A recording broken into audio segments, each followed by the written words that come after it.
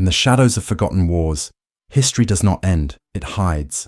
Beneath layers of dust and silence lie fragments of stories too dangerous for daylight, fragments that slip between truth and myth.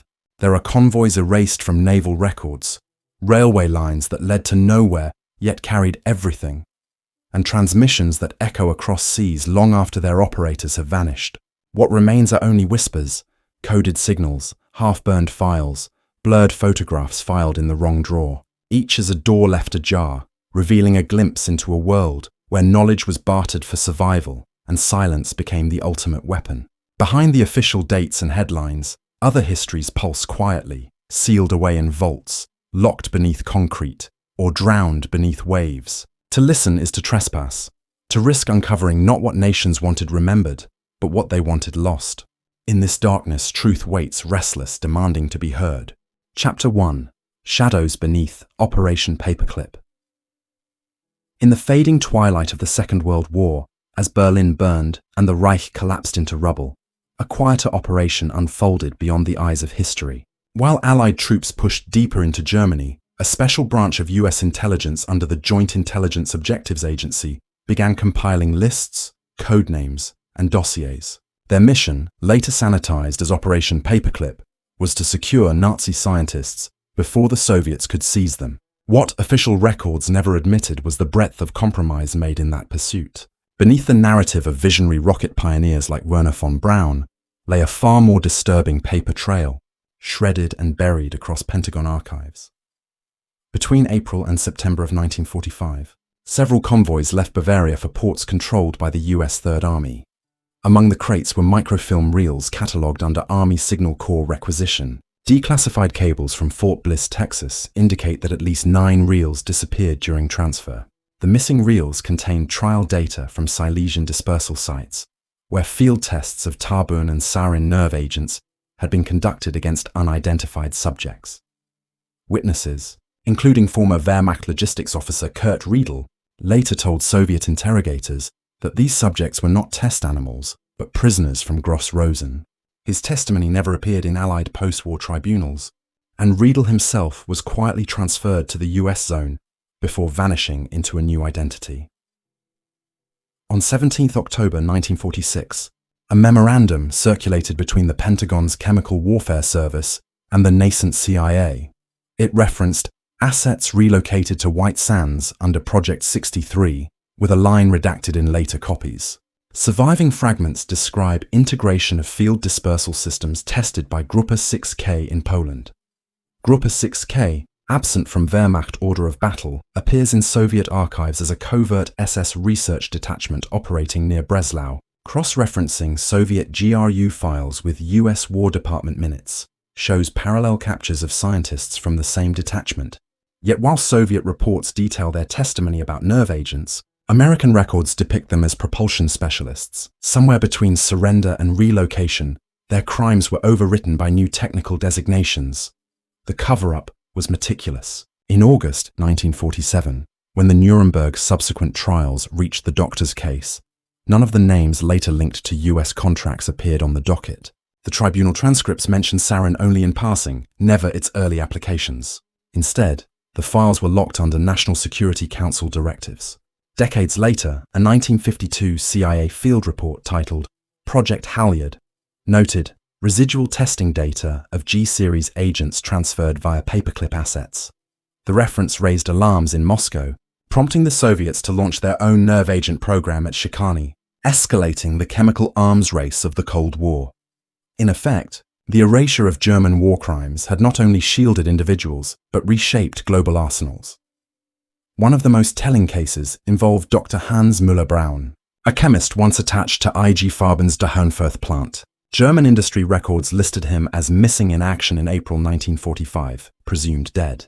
Yet payroll documents from the US Army at Fort Detrick show a Dr. H. Braun employed from 1946 to 1951 under classified contracts. When queried decades later, Department of Defense spokesmen denied knowledge of his recruitment. But fragments of correspondence between Braun and General Walter Dornberger, the former V-2 commander, confirm his presence.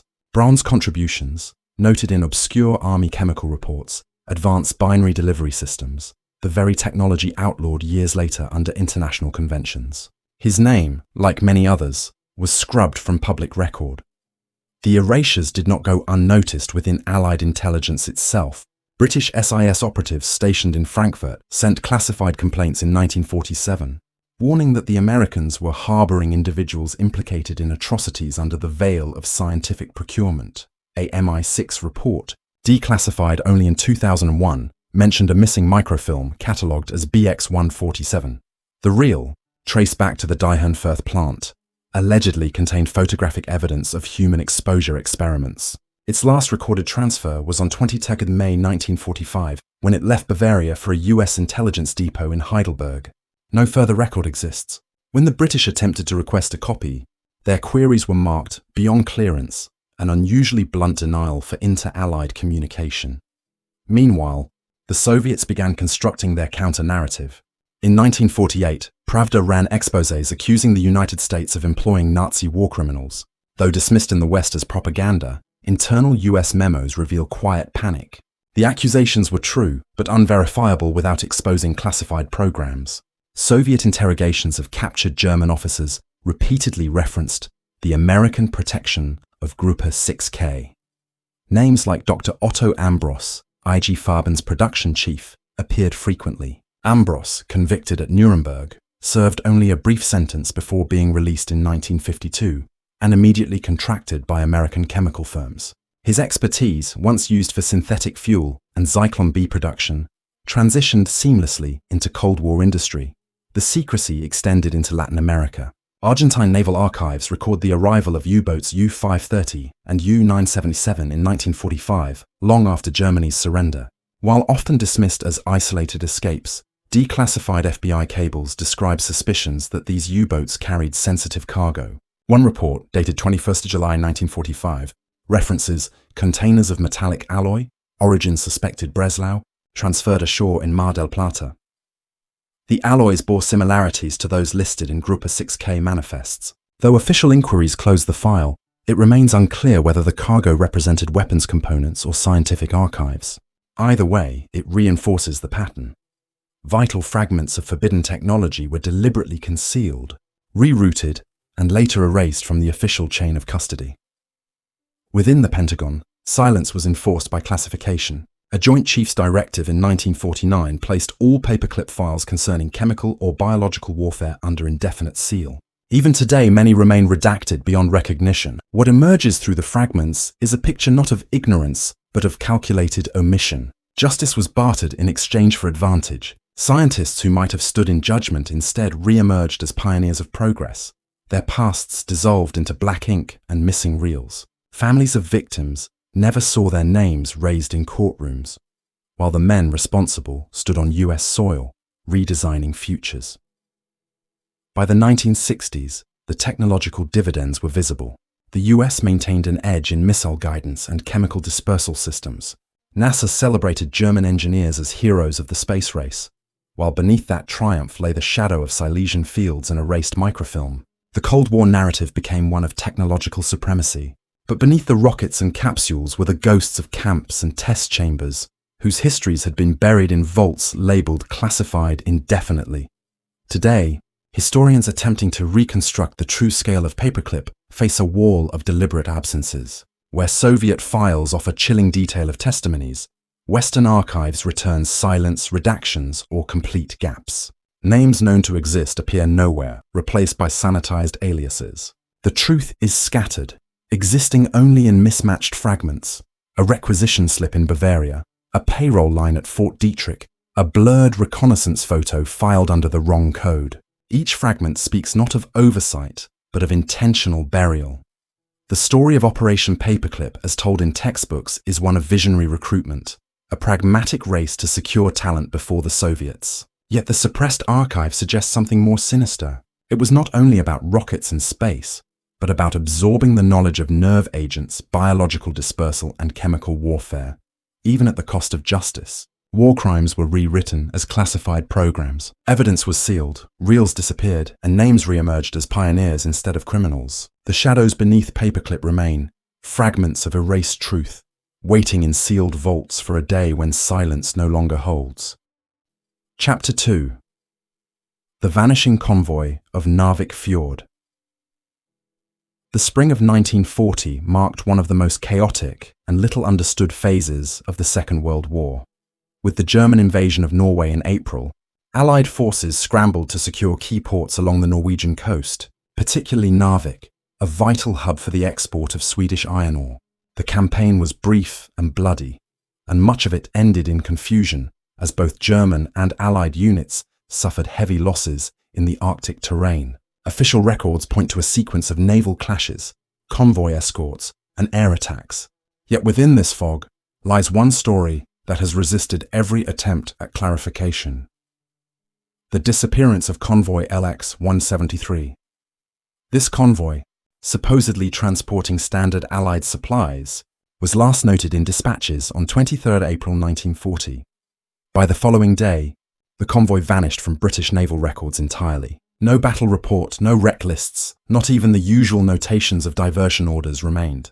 For decades, its absence was treated as a clerical error, but the fragments that surface suggest something altogether darker. A case of deliberate erasure that implicates both the British Admiralty and the German Kriegsmarine.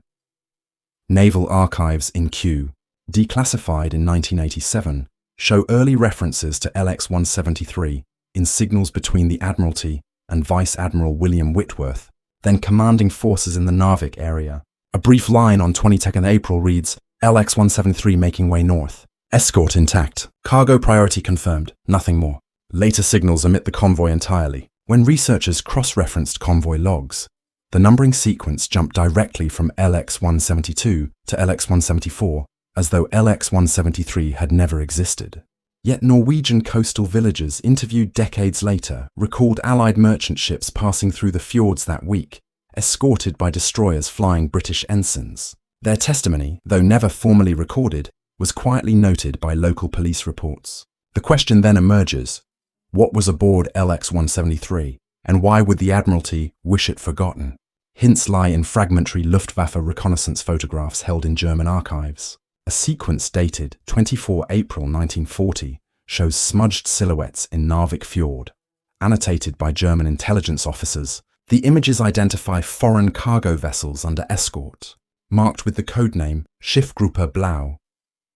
Cross-referencing Kriegsmarine logs reveals no recorded attack on these ships. Yet anomalies appear. Admiral Günther Lütjens, operating in northern waters at the time, submitted after-action reports that mention unidentified targets destroyed by aerial cooperation, but no ship names are given.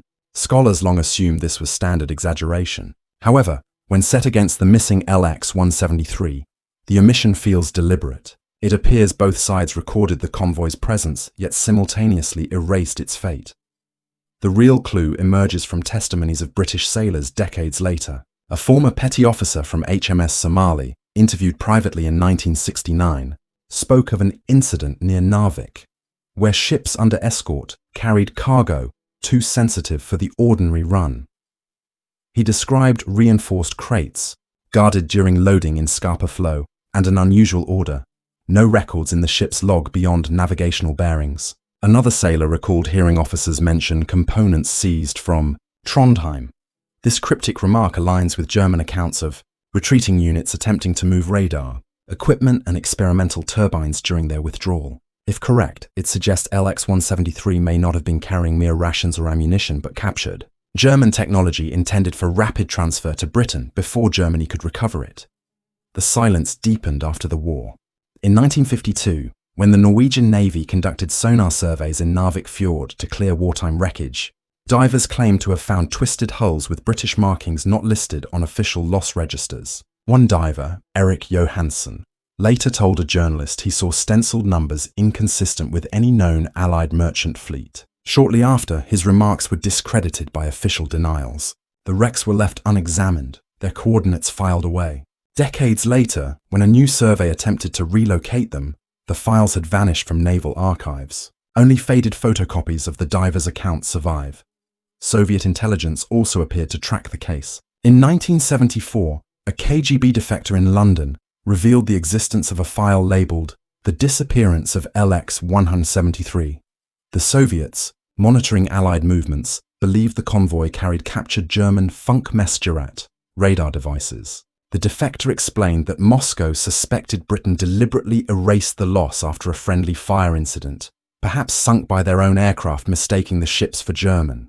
To admit such a blunder during a critical campaign would have undermined morale and strained Allied cooperation with Norway. The convoy's cargo, however, could not be recovered. If it sank, it took with it prototypes that might have reshaped the technological balance of early war radar detection. The British Admiralty has consistently denied any knowledge of LX-173 beyond standard archival anomalies. Yet researchers digging through War Cabinet minutes from April 1940 found scattered references to special material transport northbound. The notes include initials, FMG, shorthand later interpreted as Funkmessgerät.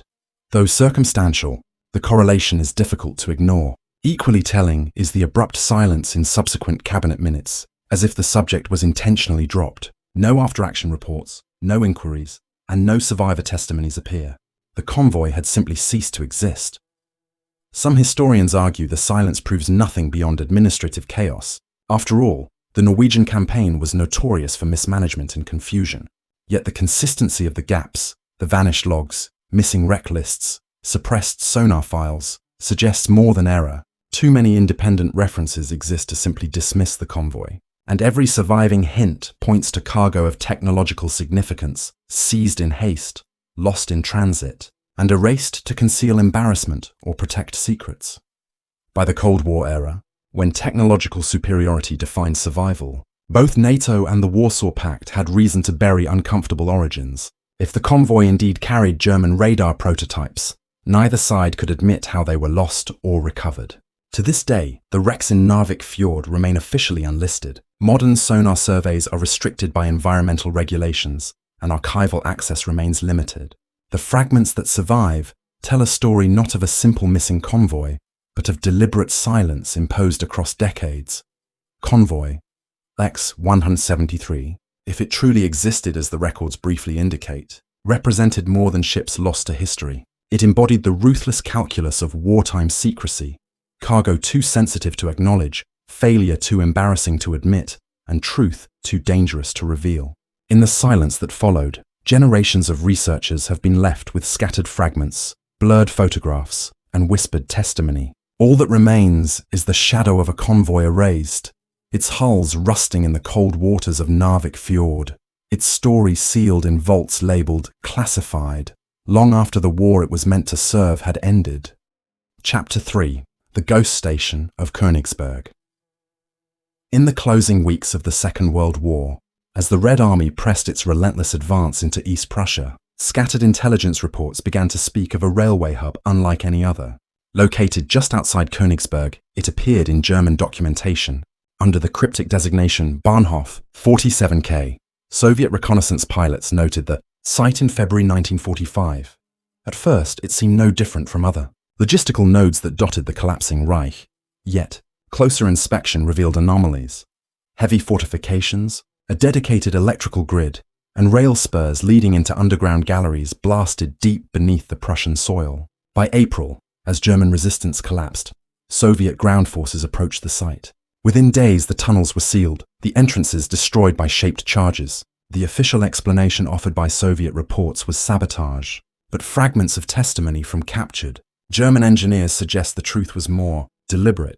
47K was a terminal through which the Reich's most sensitive assets were dispatched into the fog of defeat.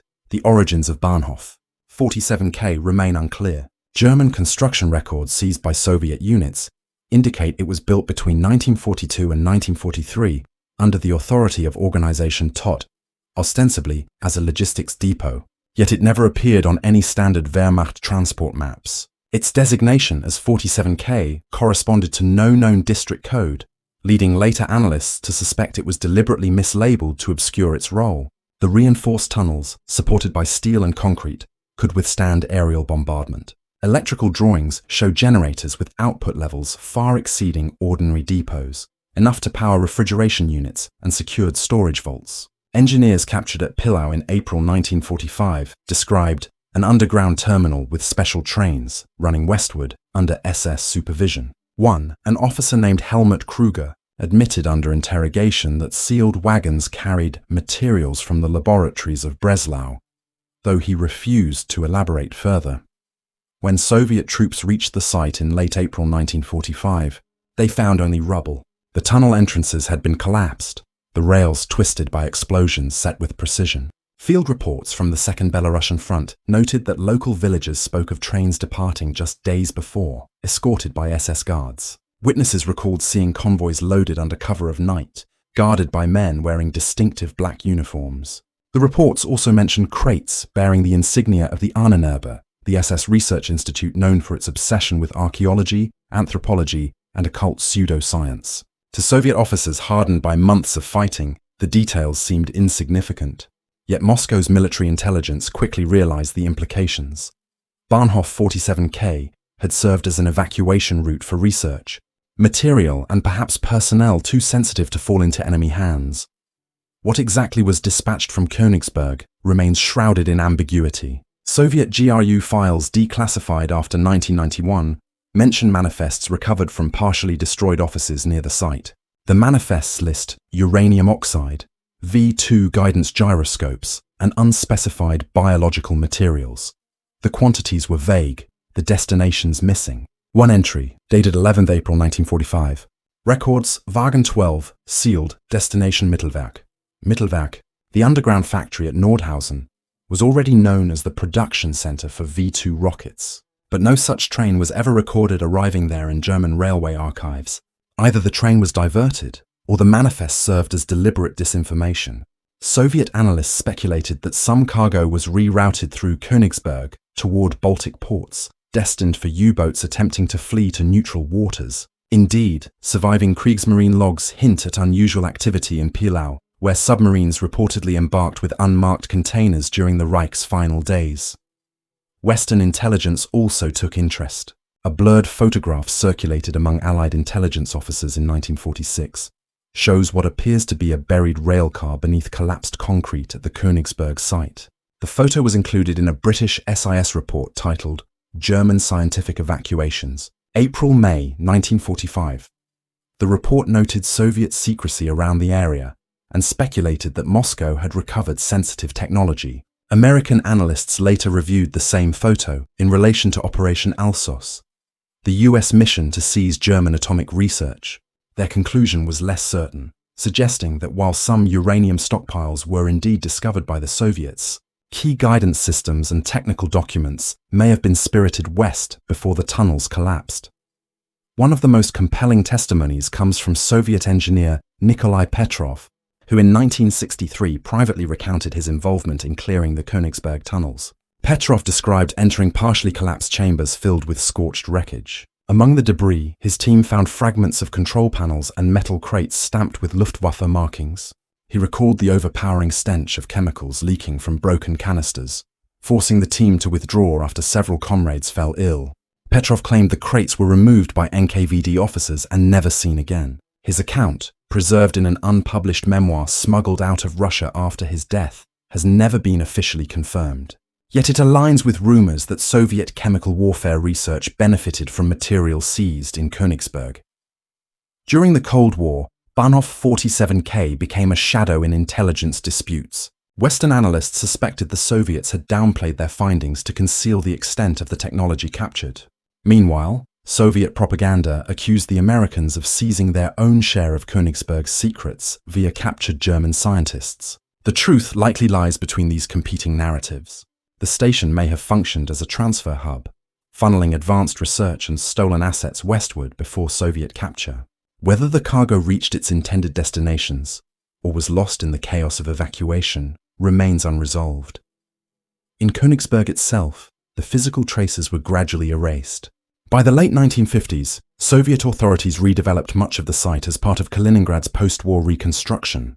Residential blocks covered the scarred earth, while official maps made no mention of the tunnels. Occasional rumors of cave-ins or unexplained sinkholes circulated among locals, feeding whispered stories of hidden trains entombed beneath the city. Urban legends grew of sealed chambers filled with gold, art, or even radioactive materials. But serious investigation remained impossible under Soviet rule. Western researchers granted brief access in the 1990s, found only collapsed passages and concrete barriers. Any deeper remnants had long since been removed or entombed, yet the mystery endures. In 2004, Polish historians examining declassified Soviet files discovered references to Bahnhof 47K in NKVD inventories. One document listed scientific materials, crates 2739 transferred to Moscow, May 1945. The contents were described only as priority assets. The files offered no further explanation. Their existence, however, confirms that at least some material was recovered and deemed significant enough to be shipped to the Soviet capital under guard. Whether these crates contained uranium, guidance systems, or other sensitive research is unknown. Their trail vanishes in the labyrinth of Moscow's archives. Bahnhof 47K stands as one of the many shadows at the intersection of war's end and the Cold War's beginning. A site erased from maps, a sequence of trains that vanished into tunnels, and crates marked with cryptic insignia all suggest that the collapse of the Reich was not merely a surrender, but a calculated dispersal of secrets. Technology that could shift the balance of power was hidden, transported, or destroyed. Its fate determined not on battlefields, but in sealed train cars and collapsed concrete vaults. The story remains incomplete, preserved only in fragments. A blurred photograph, a damaged manifest, a soldier's fading memory. And somewhere beneath the streets of modern Kaliningrad, the buried echoes of Bahnhof 47K still wait in the dark, sealed away with the silence of history itself. Chapter 4: Operation Harpoon's Forgotten Prisoners.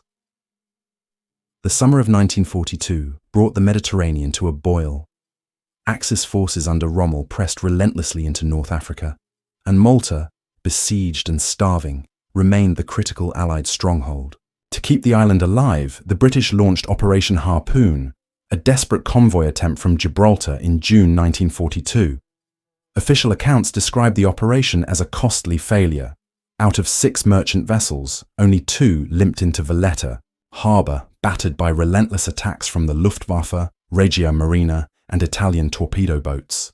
The records emphasize fuel shortages, ammunition losses, and the heavy toll on escort vessels.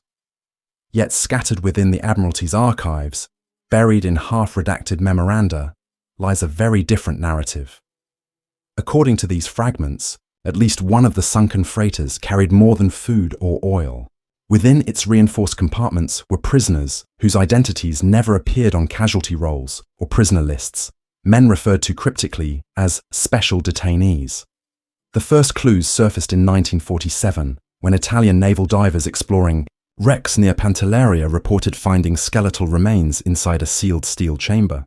The compartment was unusually constructed, with thick, riveted plating, unlike the ordinary cargo holds of merchantmen.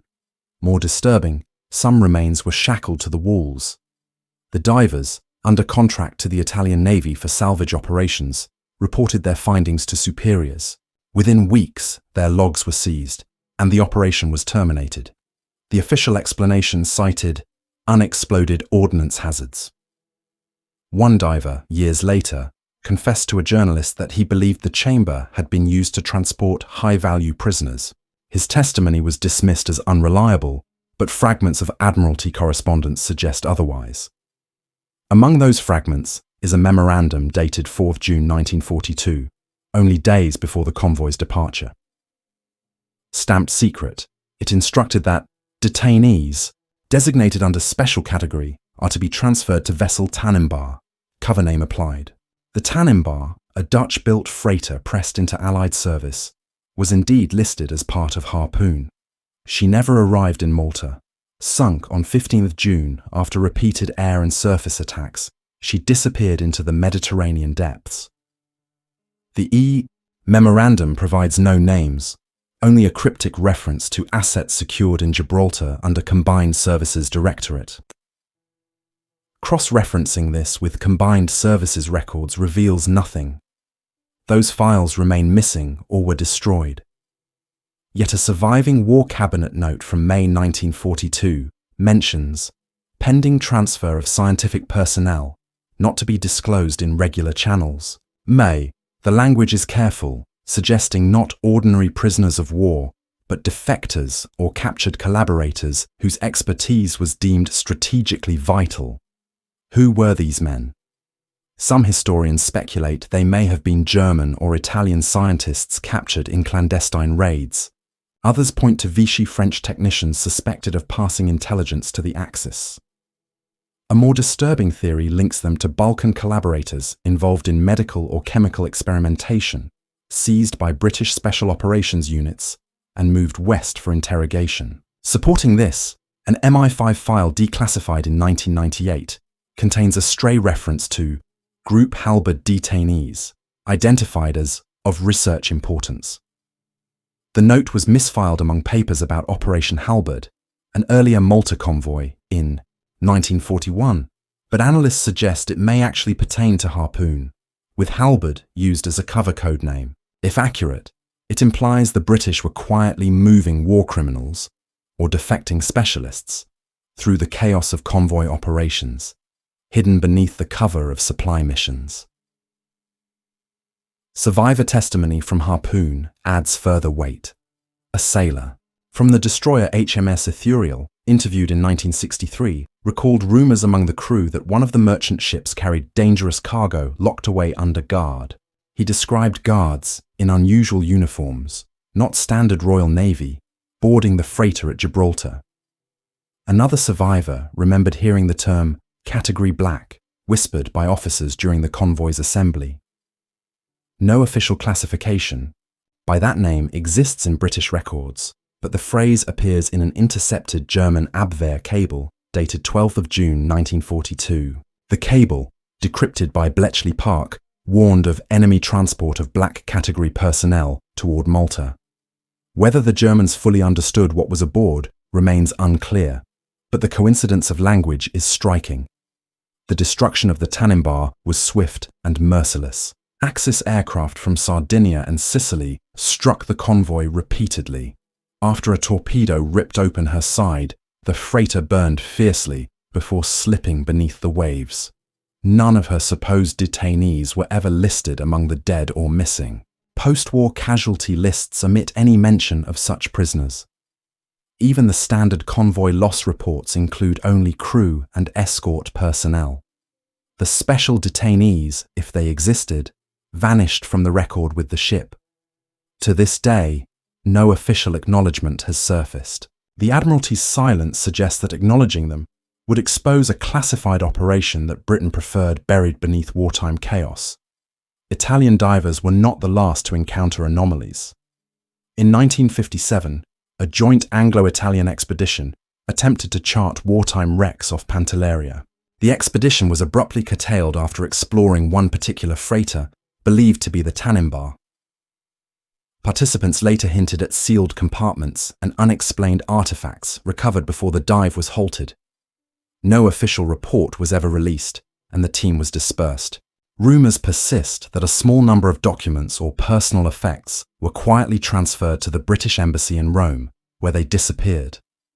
Whether the artifacts included identity papers or scientific notebooks is unknown, but some researchers suspect the recovery of partial evidence confirming the presence of detainees. Cold War politics provided further reason for silence. If the detainees were indeed scientists or collaborators of significance, their existence risked exposing the Allied willingness to shield or recruit men with blood on their hands. Public acknowledgement could have undermined Britain's moral standing at Nuremberg and during post-war tribunals. The United States faced similar allegations in its recruitment of German scientists through Operation Paperclip. Britain's silence over Harpoon may thus represent its own version of such compromise, hidden under layers of wartime chaos and post-war secrecy. By the late 20th century, the story of Operation Harpoon's forgotten prisoners had become a minor historical footnote, whispered among naval researchers and dismissed by official historians. Yet the fragments remain stubborn.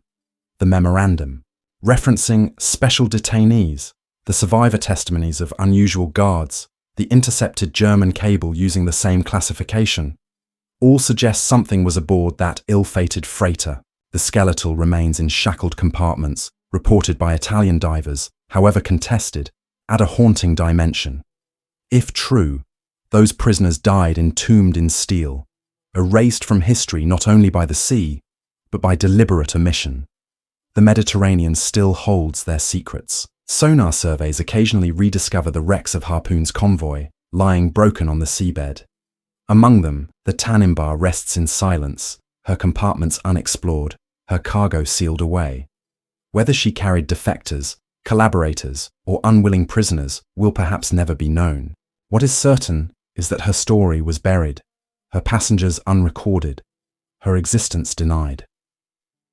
Operation Harpoon, remembered for its struggle to resupply Malta, also carried ghosts, prisoners whose names were never spoken, whose identities were too dangerous to survive in the record.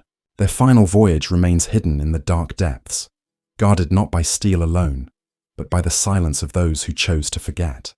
Chapter 5. The Baltic Black Radio Transmissions. In the years immediately following the end of the Second World War, the Baltic Sea remained a theatre of secrets. Between 1947 and 1951, NATO patrols and coastal defence units recorded bursts of shortwave transmissions emerging from storm-lashed waters off the coasts of Latvia and Estonia. Always during heavy weather, always vanishing before triangulation, the signals were unlike ordinary maritime traffic. Naval operators nicknamed them the Black Radio. The bursts were encrypted in a style reminiscent of late-war German cipher traffic, using irregular groupings and abrupt cut-offs. Despite repeated attempts, only fragments were ever decrypted, and those fragments raised more questions than answers. References to codenames identical to abandoned SS research programs at Peenemünde appeared, alongside cryptic coordinates pointing to shoals and reefs uncharted on standard naval maps. The transmissions, fleeting and defiant, seemed to be echoes of a war that refused to end. The first documented encounter occurred on 9 October 1947, when HMS Childers, a British destroyer patrolling the Baltic under NATO command, reported interference on frequency bands used by Allied aircraft.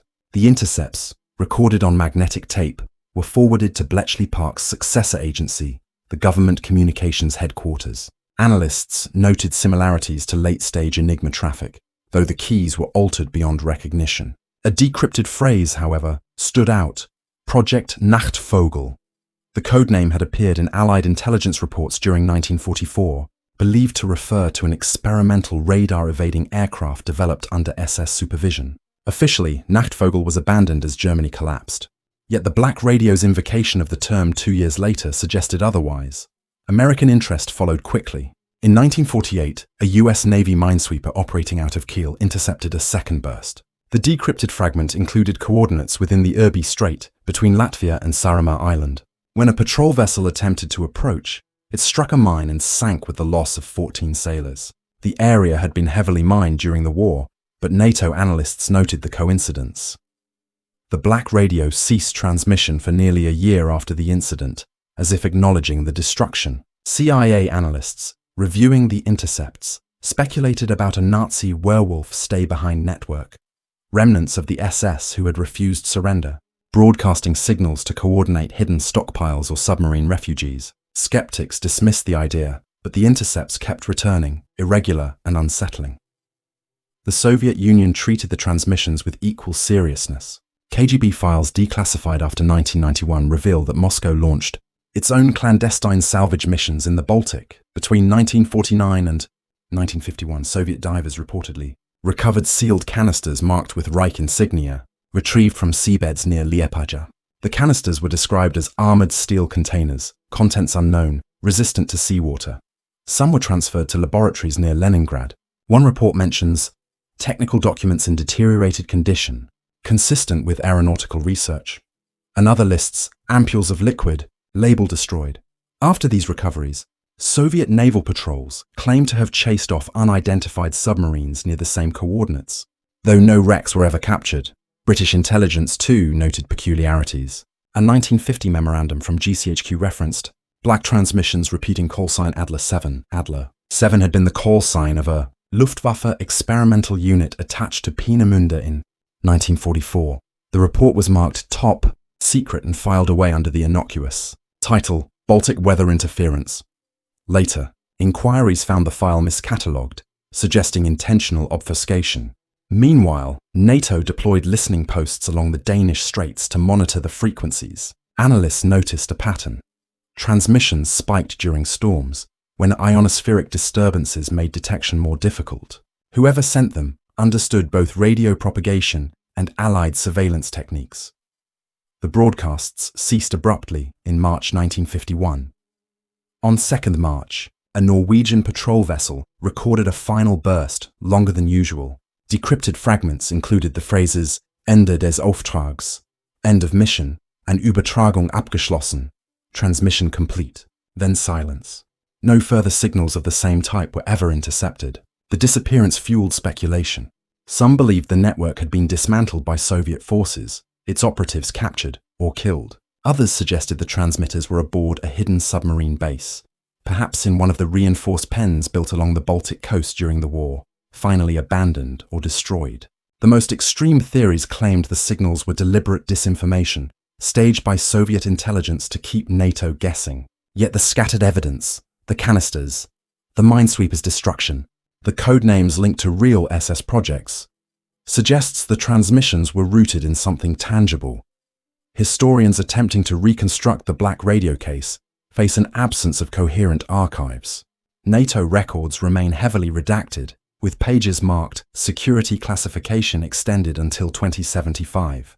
Soviet files, though more accessible, are riddled with contradictions. The testimonies of naval operators remain the most consistent thread.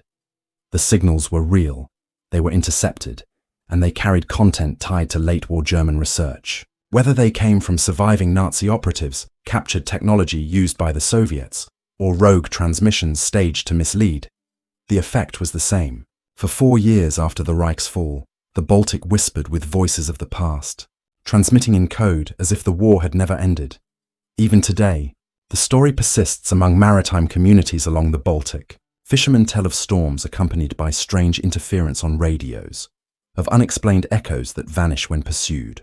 Divers whisper about sealed bunkers along the Latvian coast, flooded yet intact, where rusted antennas still protrude from the rocks. Amateur radio operators in the 1970s reported picking up bursts on shortwave bands during solar storms, though none could be confirmed.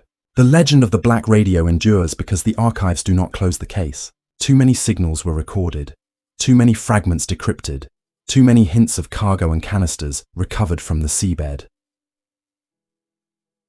The Baltic Black Radio transmissions remind us that wars do not end cleanly. In the silence of official histories, echoes linger, broadcasts from hidden transmitters, codes that refuse to yield, canisters locked against time. Whether it was a Nazi stay-behind network clinging to lost missions, a Soviet deception campaign, or something stranger still, the fact remains, for years after 1945, the Baltic carried signals no one could fully explain, and the sea, vast and secretive, has kept its silence ever since. The files close, the reel stops spinning, and the silence returns, but it is never empty. It lingers like static, like a pulse beneath the floorboards of history. What was sealed is never entirely gone, only buried, only shifted to another layer of secrecy. Convoys rust beneath the sea, trains sleep behind collapsed tunnels, signals dissolve into static, but their shadows remain, daring us to wonder what else was hidden. What else still waits to be found? Perhaps some doors were never meant to be opened, yet every fragment uncovered draws us deeper until the line between truth and invention blurs. In the end, the most unsettling mysteries are not those solved, but those left unanswered. For it is in the spaces between silence and revelation that the imagination fills the void, and in that void, history's ghosts whisper their unfinished stories into the dark.